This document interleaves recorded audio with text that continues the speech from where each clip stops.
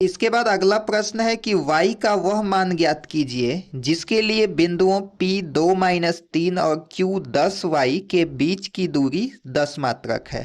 तो यहाँ पे दो बिंदु P तथा Q दिए हुए हैं, तो इन बिंदुओं के बीच की हम दूरी निकाल लेते हैं PQ। और PQ के बीच की दूरी हम जानते हैं कि x2 माइनस x1 का whole square plus y2 minus y1 का होल स्क्वायर होता है। तो इसको हम लोग डायरेक्ट लिखते हैं 10 माइनस 2 का whole square plus y2 minus y1। तो ये होगा y माइनस, अब चूंकि यहाँ पे एक बार माइनस पहले से ही दिया हुआ है तो ये इसमें प्लस हो जाएगा और इसको लिखेंगे 3 का होल स्क्वायर। इसको हम लोग सॉल्व करते हैं। पी क्यू इक्वल टू यहाँ पे लिखेंगे अंडर रूट, यहाँ पे हम देख सकते हैं कि 10 में से 2 घटाएंगे तो 8 बचेगा और 8 का स्क्वायर होता है हमारा 64। और उसके बाद ये a प्लस बी के होल स्क्वायर पे इसको हमें तोड़ना पड़ेगा। तो सबसे पहले होगा a स्क्वायर मतलब कि y square plus b square, तो 3 का स्क्वायर 9 होता है, और प्लस 2ab, तो 2 का 3 में मल्टीप्लाई होगा तो 6 और ये y, ये होगा इतना। अब इसको हम लोग थोड़ा सा अगर और सॉल्व करें तो पी क्यू इक्वल टू हमको मिल जाएगा, यहाँ पे लिखेंगे वाई स्क्वायर, इसके बाद है यहाँ पे 6y, और इसके बाद 64 में अगर हम लोग 9 ऐड करें तो हमको मिलता है 73।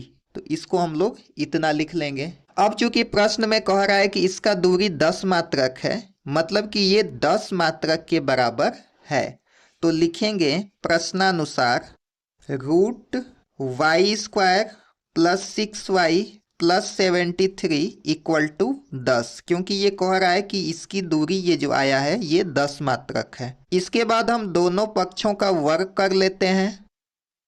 दोनों पक्षों का वर्ग करने पर इधर जब हम अंडर रूट का वर्ग करेंगे तो यहाँ से रूट खत्म हो जाएगा, तो बचेगा y square plus 6y plus 73 equal to 10 का स्क्वायर होगा हमारा 100।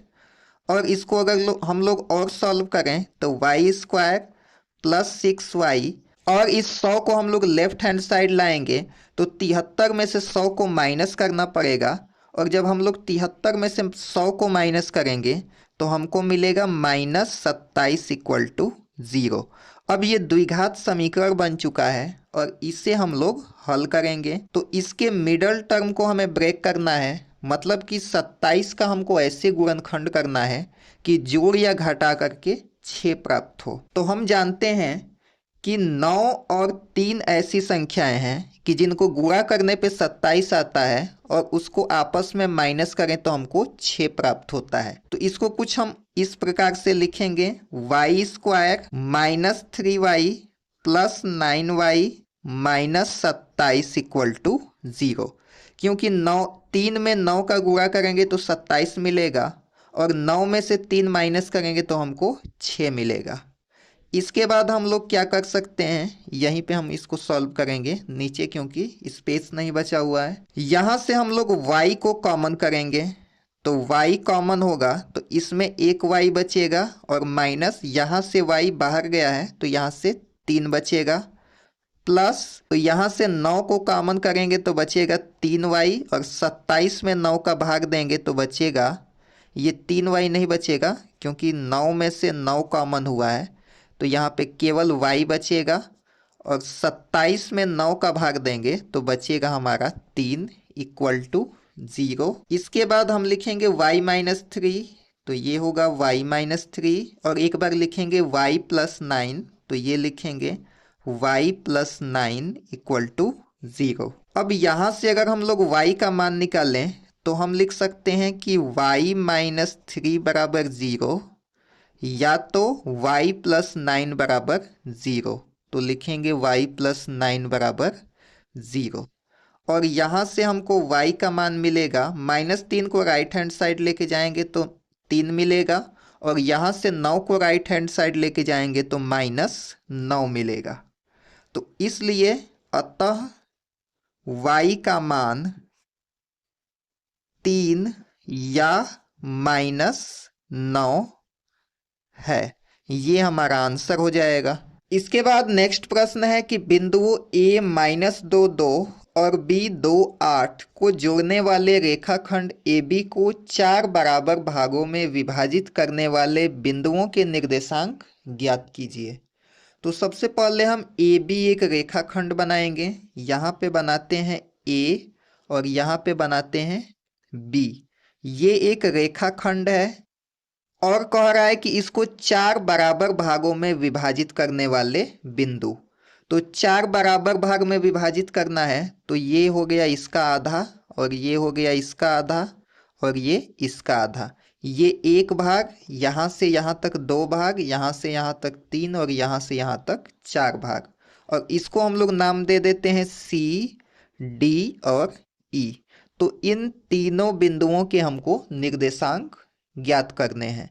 और AB का निर्देशांक दिया हुआ है, इसका है हमारा -2, 2 और B का निर्देशांक है 2 और 8। तो सबसे पहले हम लोग यहाँ पे लिखेंगे कि माना AC equal to CD equal to DE equal to EB, यानी कि ये चारों पार्ट हमारे आपस में इक्वल हैं। अब यहाँ पे हम लोग देखते हैं कि AB का मध्य बिंदु D है। तो अगर इस दोनों बिंदुओं पे हम मध्य बिंदु का फार्मूला लगाएं तो D हमको प्राप्त हो जाएगा। तो यहाँ से लिखेंगे D के निर्देशांक, D के निर्देशांक इक्वल टू इसका मध्य बिंदु, यानी कि इसमें इसको जोड़ के हाफ करेंगे तो ये होगा -2 + 2 डिवाइडेड बाई 2 और 2 में 8 जोड़ के हाफ करेंगे उसका तो 2 + 8 डिवाइडेड बाई 2। तो यहाँ से हमको मिल जाएगा, ये 0 हो जाएगा और 8 में 2 जोड़ेंगे 10 और 10 का आधा 5। तो यहाँ से हमको D के निर्देशांक प्राप्त हो चुके हैं।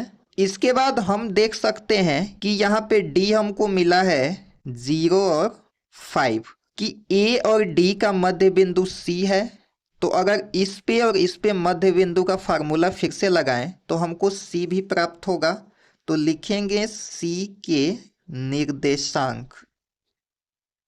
C के निर्देशांक के लिए इसको और इसको ऐड करेंगे, -2 + 0 डिवाइडेड बाई 2 और 2 में 5 जोड़ के 2 + 5 और इसका आधा करेंगे। तो ये -2 में 0 जोड़ेंगे तो होगा -2 और इसका आधा करेंगे तो ये होगा हमारा -1 और 7/2 ये होगा हमारा 5 2 7 और ये 7/। तो इसका निर्देशांक हमको प्राप्त हो चुका है -1 और 7/2। अब बचा है E। तो यहाँ पे लिखेंगे E के निर्देशांक। E के निर्देशांक निकालने के लिए इन दोनों का आधा करना पड़ेगा। तो 0 में 2 जोड़ के हम उसका आधा करेंगे तो हम लिखेंगे 0 + 2 डिवाइडेड बाई 2 और 5 में 8 जोड़ के 5 + 8 इसका आधा करेंगे। तो यहाँ से हमको मिलेगा, यहाँ से थोड़ा सा ऊपर करते हैं, 2 में 2 का भाग देंगे तो बनेगा हमारा 1 और 8 में 5 जोड़ेंगे तो होगा हमारा 13 और ये हो जाएगा 13/2। तो ये होगा हमारा 1 और 13/2। तो यहाँ से हम लोग लिख लेंगे अतः अभीष्ट निर्देशांक पहला आया था हमारा -1 और 7/2, इसके बाद 0 और 5 और इसके बाद 1 और 13/2 और ये हमारा आंसर होगा। अब नेक्स्ट प्रश्न है बिंदुओं -3 10 और 6 8 को जोड़ने वाले रेखाखंड को बिंदु -1 6 किस अनुपात में विभाजित करता है। तो लिखेंगे कि माना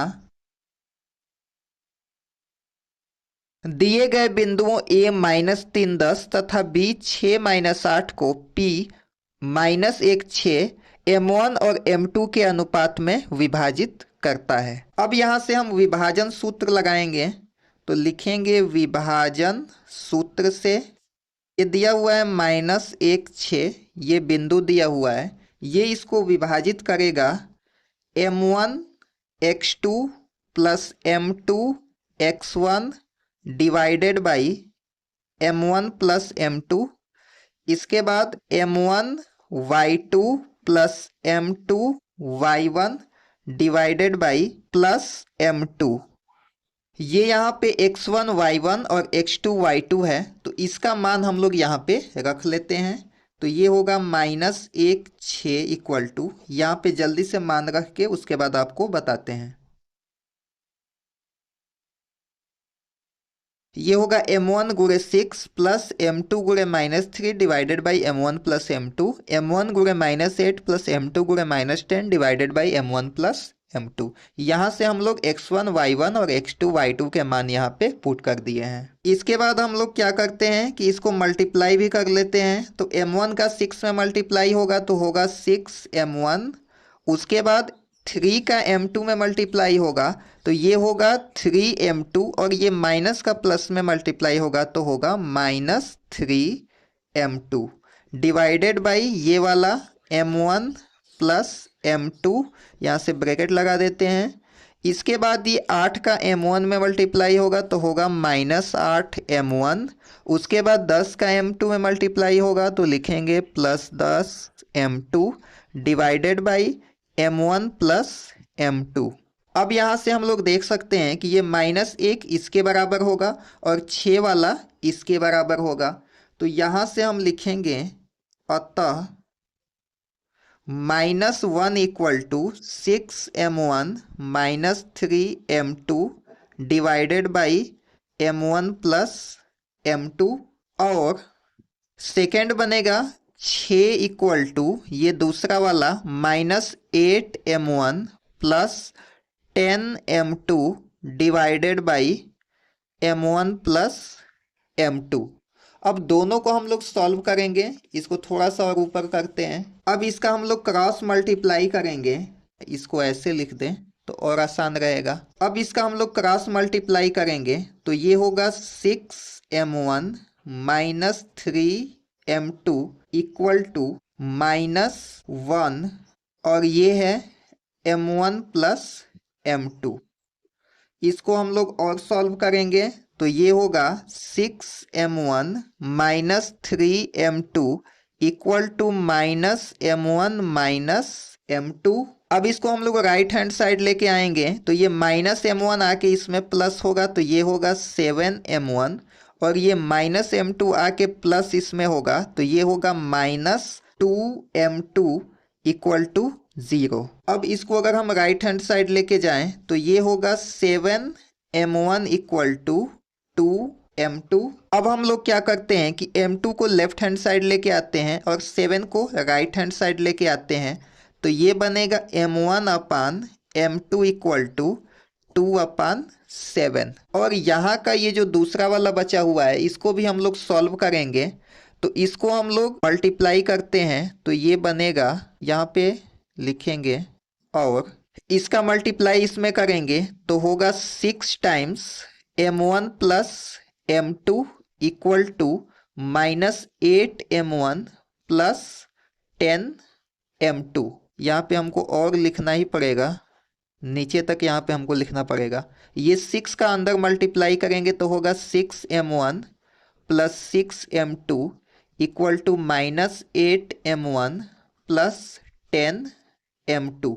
इसके बाद इस m1 को अगर हम लोग लेफ्ट हैंड साइड लेके आए तो 8 इसमें प्लस होगा तो 8 और 6 मिलके होगा हमारा 14m1, और ये 10 को अगर हम लोग right hand side left hand side लेके आएंगे तो ये माइनस होगा, तो 10 में से 6 जाएगा तो होगा हमारा -4m2 इक्वल टू 0।